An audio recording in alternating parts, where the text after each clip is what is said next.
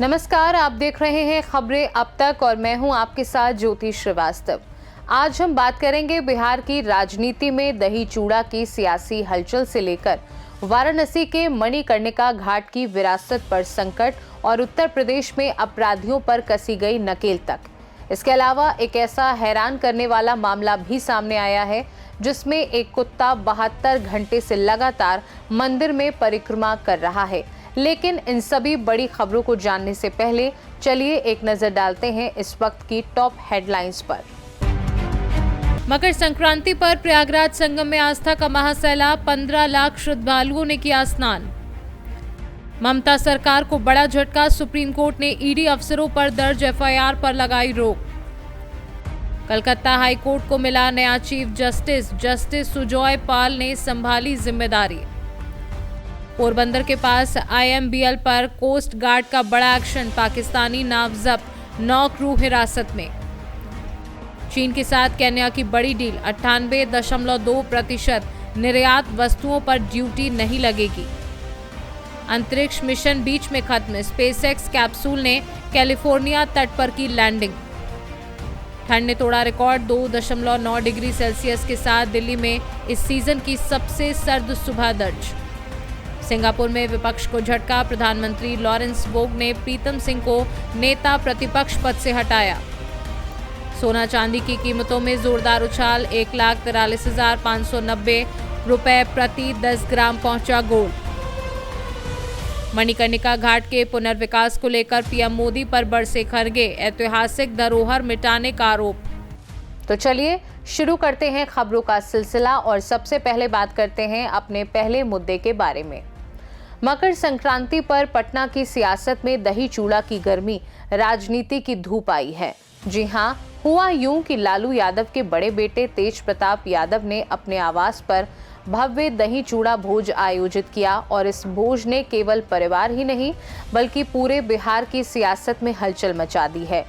Rajad supremo Lalu Prasad Yadav खुद बीमार होते हुए भी इस भोज में पहुंचे और बड़े बेटे को आशीर्वाद दिया, लेकिन छोटे बेटे तेजस्वी यादव की गैर मौजूदगी ने कई सवाल खड़े कर दिए। यानी भोज में दही चूड़ा तो था पर भाई भाई का प्यार नहीं दिखा। ऐसे में अब सवाल उठ रहे हैं कि क्या ये सिर्फ पारिवारिक मिलन है या तेज प्रताप की राजनीति में छोटे भाई को चटकारा देने की तैयारी। क्या तेज प्रताप यादव फिर राजद में शामिल होंगे या परिवार और पार्टी के बीच ये बहस दही चूड़ा वाला सियासी तमाशा है। आइए जानते हैं पूरी कहानी।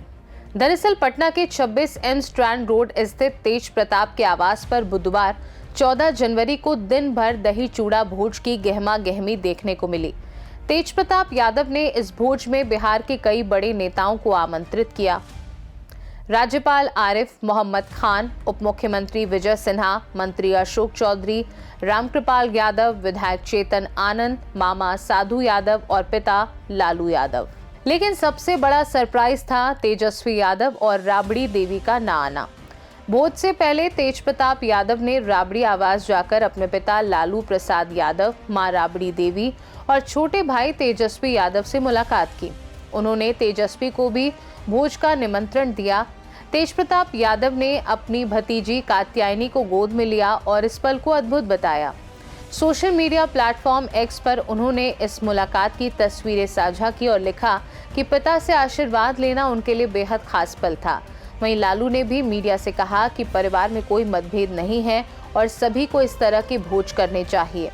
दावत में सभी की नजरें छोटे भाई और नेता प्रतिपक्ष तेजस्वी यादव पर टिकी थी।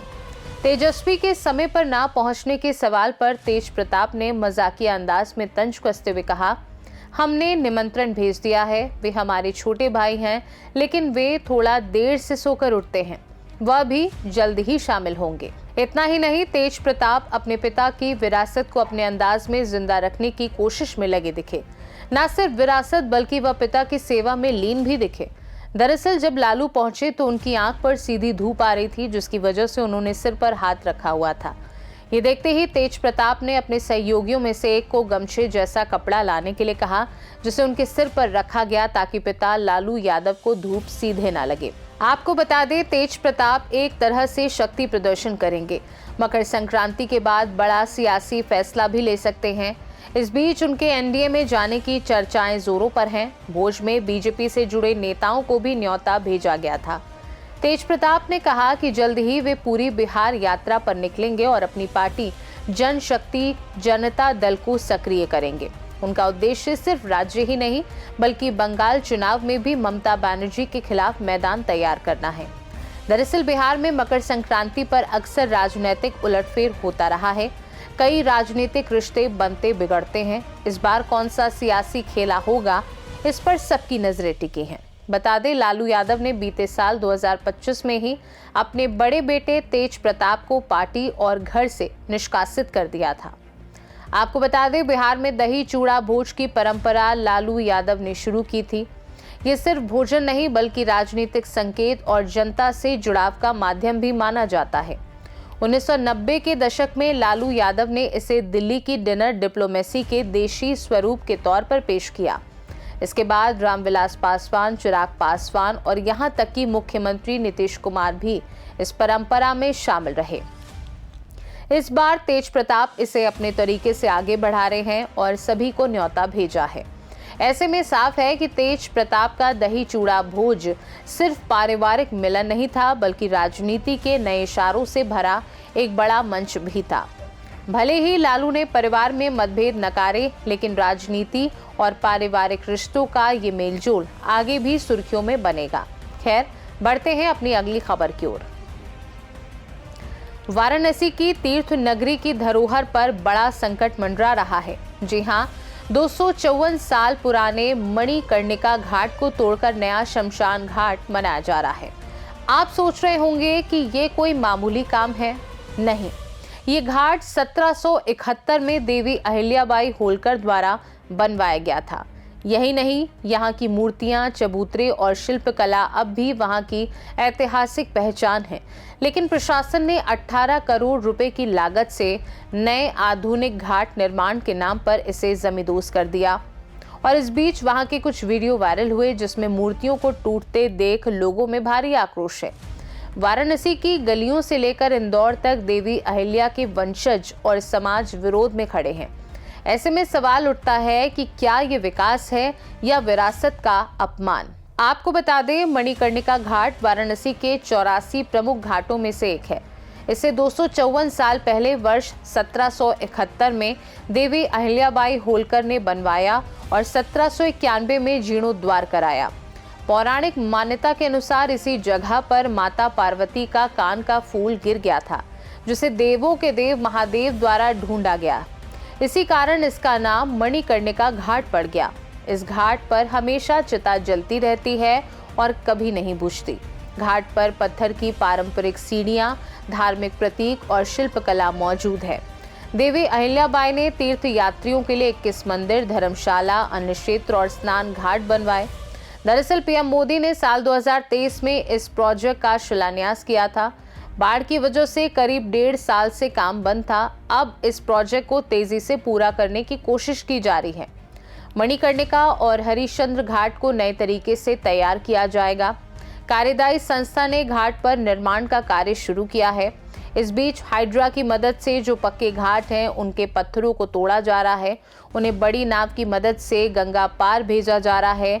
वहीं इस कार्यवाही के दौरान कुछ लोगों ने आरोप लगाया कि वहां मौजूद 300 साल पुरानी मणि भी हटाई गई है। लोगों ने इसका विरोध करना शुरू कर दिया है, लेकिन प्रशासन ने लोगों को समझा बुझाकर शांत कराया। विरोध की सूचना मिलने पर मौके पर डीसीपी, एसीपी, एडीसीपी और एडीएम सिटी भी पहुंचे। वहीं घाट पर बैठने वाले संजय मिश्रा ने कहा, हमारा परिवार इस मणि की देखरेख करता है, लेकिन प्रशासन ने बिना किसी सूचना के इसे गिरा दिया। इसमें अहिल्याबाई होलकर की मूर्ति थी और एक शिवलिंग भी था। आपको बता दें, मणिकर्णिका का पुनर्विकास कार्य सीएसआर फंड से 18 करोड़ रुपए में किया जाना है। इससे नगर निगम की देखरेख में कार्यदायी संस्था बना रही है।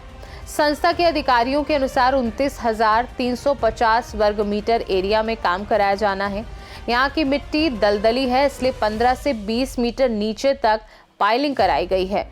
सख्त मिट्टी तक पाइलिंग का काम किया गया है, जिससे बाढ़ में यहाँ के निर्माण में किसी भी तरह की दिक्कत ना हो। इस शमशान घाट पर 25 मीटर ऊंची चिमनी लगाई जाएगी, जिससे चिता की राख हवा के साथ उड़ जाए और आसपास रहने वाले लोगों के घरों में ना जाए।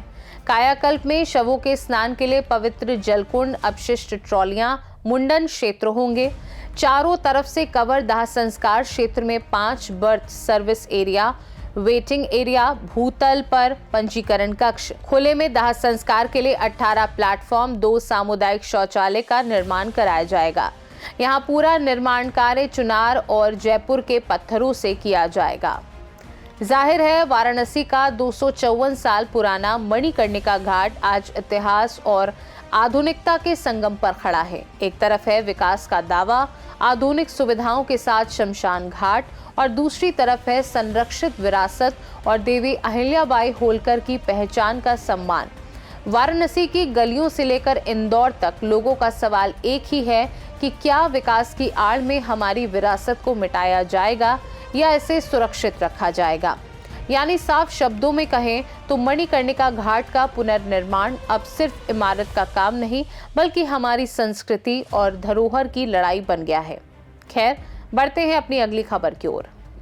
यूपी की सत्ता में अपराधियों की छुट्टी अब पूरी तरह से शुरू हो चुकी है। जी हां, गोरखपुर महोत्सव में पहुंचे मुख्यमंत्री योगी आदित्यनाथ ने सिर्फ चमकते सितारों को सम्मानित नहीं किया, बल्कि अपराधियों को भी संदेश दे डाला। उन्होंने कहा, अगर कोई गुंडा दुस्साहस करेगा तो अगले चौराहे पर यमराज उसका टिकट काटने बैठा होगा। यानी सीएम योगी साफ साफ कह रहे हैं कि यूपी में अब कोई भी माफिया या उसका गुर्गा कानून के दायरे से बाहर नहीं। सुनिए सीएम योगी क्या कुछ कह रहे हैं। एक उचित प्लेटफॉर्म उपलब्ध करवाया है कि एक बेटी भी स्कूल जा सकती है, बाजार जा सकती है, भय मुक्त वातावरण में जा सकती है। और अगर किसी गुंडे ने कुछ दुस्साहस किया तो उस गुंडे के लिए अगले चौराहे पर यमराज उसका टिकट काटने के लिए जरूर बैठा होगा। इतना ही नहीं, सीएम योगी ने अपराधियों के साथ भू माफियाओं पर भी नकेल कसनी शुरू कर दी है। जी हां, प्रयागराज से सीतापुर तक योगी फोर्स ने अपराधियों के लिए जमीन खिसकाई है और माफियाओं की नींद उड़ा दी है। दरअसल योगी फोर्स ने प्रयागराज में अतीक का वांटेड गुर्गा वदूद अहमद गिरफ्तार किया। इस गुर्गे पर 2 दर्जन से ज्यादा मामले दर्ज हैं, जिनमें हत्या की कोशिश, बमबाजी, फायरिंग, मारपीट और धमकी शामिल है। वदूद अतीक की कब्र में सोई हुई खौफ को फिर से जिंदा करने की फिराक में था, लेकिन योगी फोर्स ने उसे दबोच लिया। आपको बता दें, सलना नसीरपुर इलाके में अतीक की जमीन की कुर्की की गई थी, लेकिन गुर्गों ने नोटिस बोर्ड हटाकर प्लांटिंग कर दी थी। इसकी कीमत करीब 20 करोड़ रुपए बताई जा रही है। वहीं हापुड़ में योगी फोर्स ने गैंगस्टर सुदेश और टिल्लू की संपत्ति कुर्की। आरोप है कि सुदेश ने करोड़ों की ठगी की और इसी काली कमाई से मकान और जमीन खरीदी। अब ये संपत्ति सरकारी कब्जे में है और अपराधी अब खाली हाथ हैं। साथ ही सीतापुर में योगी फोर्स ने बहुचर्चित नजूल की संपत्ति रंपा महल कब्जा मुक्त कराया। माफिया शकील पहले इसे अपने कब्जे में रखे हुए था, जहां प्रशासन ने नोटिस जारी किया था, लेकिन योगी फोर्स के बुलडोजर की खबर फैलते ही माफिया खुद सरेंडर कर गया। इन सब कार्रवाई को देखकर यूपी में अब साफ हो गया है कि बड़े माफिया मिट्टी में मिल चुके हैं। अब नंबर उनके गुर्गों का हिसाब लेने का है। अपराधियों के लिए योगी सरकार एक्शन का रोड मैप साफ कर चुकी है। प्रयागराज से सीतापुर तक हर कोई जान चुका है कि योगी फोर्स की नजर से कोई बच नहीं सकता। यूपी में गुंडों का खौफ अब सरकार के आगे फीका पड़ गया है। योगी आदित्यनाथ का संदेश साफ है कि जो कानून तोड़ेगा उसे किसी भी चौराहे पर यमराज का इंतजार मिलेगा। अब यूपी की सड़कें माफियाओं के लिए सिर्फ डर की गली बन चुकी हैं। भले ही अपराधी सोच रहे हों कि उन्हें बचने का कोई रास्ता मिलेगा, लेकिन यूपी में अब योगी फोर्स के सामने सिर उठाने की हिम्मत कोई नहीं जुटा सकता। यानी साफ कहें तो गुंडों के लिए यूपी में खौफ का नया नियम लागू हो चुका है। खैर, जाते जाते आपको एक और अहम मुद्दे से रूबरू करा देते हैं। उत्तर प्रदेश के बिजनौर जिले से एक ऐसा दृश्य सामने आया है जिसने लोगों को आस्था और जिज्ञासा के संगम में खड़ा कर दिया है। एक साधारण गांव नंदपुर का कुत्ता 11 जनवरी से मंदिर में स्थापित हनुमान जी की मूर्ति के चारों ओर लगातार चक्कर लगा रहा है। हाँ, आप सही सुन रहे हैं, 72 घंटे से बिना रुके, बिना पानी और भोजन लिए सिर्फ घूमता जा रहा है। लोग इसे चमत्कार मान रहे हैं। कुछ इसे भैरव बाबा का अवतार कहकर पूजा कर रहे हैं और सोशल मीडिया पर वायरल वीडियो ने इसे चर्चा का केंद्र बना दिया है। लेकिन इस वीडियो को देखकर लोगों के मन में सवाल उठ रहे हैं कि क्या ये सिर्फ भक्ति का प्रतीक है या साइंस की नजर से इसका कोई तर्क है। दरअसल बिजनौर जिले नगीना तहसील नंदपुर गांव एक प्राचीन हनुमान मंदिर, जहां 11 जनवरी की सुबह से कुत्ता लगातार मंदिर परिसर में हनुमान जी और देवी मां की मूर्तियों के चारों ओर घूम रहा है। वैज्ञानिकों का कहना है कि कभी-कभी कुत्तों में अचानक ऊर्जा का विस्फोट होता है, जिससे युवा और ऊर्जावान कुत्ते घंटों तक गोल गोल घूम सकते हैं। कुत्तों में भी ऑब्सेसिव कंपल्सिव डिसऑर्डर हो सकता है। तनाव, बोरियत या बंद जगह में रहने की वजह से कुत्ता लगातार घूम सकता है। वहीं उनका कहना है कि पुराने कुत्ते अक्सर भ्रमित होकर एक ही जगह घूमते रहते हैं। ये कोई पहली बार नहीं है जब कुत्ते को इस तरह चक्कर लगाते देखा गया है। 2017 में बांदा के शिव मंदिर में कुत्ता एक सप्ताह तक परिक्रमा करता रहा। 2016 में कर्नाटक के महालक्ष्मी मंदिर के पास हर सुबह कुत्ता 12 घंटे घूमता रहा। फिलहाल स्थानीय पुलिस ने स्थिति को संभाला और श्रद्धालुओं से शांति बनाए रखने की अपील की। कुत्ता मंदिर परिसर में घूम रहा है और भक्ति, जिज्ञासा और विज्ञान की बहस का केंद्र बना हुआ है। ये घटना हमें याद दिलाती है कि प्रकृति में रहस्य और विज्ञान अक्सर साथ साथ चलते हैं और कभी-कभी हमें हैरानी, आस्था और सोच तीनों का संगम देखने को मिलता है। तो आज आपने देखा कि बिहार में दही चूड़ा का भोज केवल स्वाद और परंपरा ही नहीं, बल्कि राजनीति का बड़ा संकेत भी बन गया है। वाराणसी में मणिकर्णिका घाट का कायाकल्प और यूपी में अपराधियों पर योगी फोर्स की कार्यवाही ने हमारी संस्कृति, कानून और सुरक्षा पर नए सवाल खड़े कर दिए हैं। फिलहाल इसी के साथ मैं ज्योति श्रीवास्तव विदा लेती हूँ और फिर मुलाकात होगी नई खबरों, नए सवालों के साथ। नमस्कार।